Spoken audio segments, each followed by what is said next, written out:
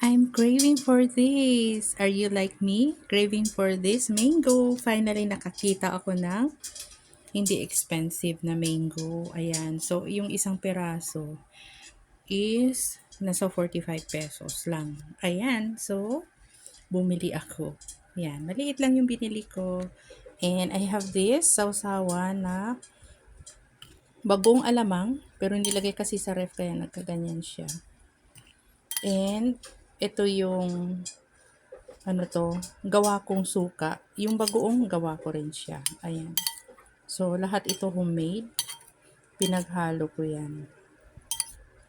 Kaya nakakalaway, di ba? So, kain tayo. Ayan ang aking mango. Makintab-kintab pa. I'm sure malutong ito. Kaya I'm so excited. It's been super tagal na hindi ako nakakain ng mango. So, kain po tayo.